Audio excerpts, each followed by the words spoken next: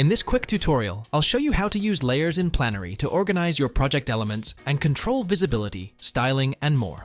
Planary is available for a free trial, which you can download from our product page linked in the description below. First, I'll head to the View menu and open the Layer panel.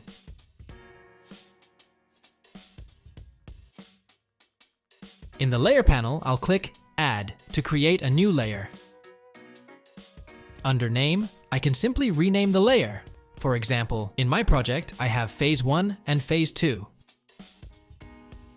I can assign a color and set a transparency level for each layer.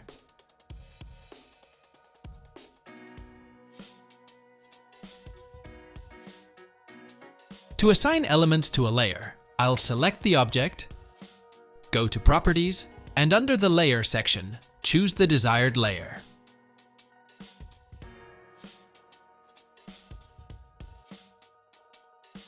I can quickly hide or unhide an entire layer using the eye icon. This is great for isolating phases, scenarios, or specific design elements. I can check Use Color to apply the selected color to all elements in that layer, perfect for visual clarity during presentations. To delete a layer, I'll click the trash bin icon.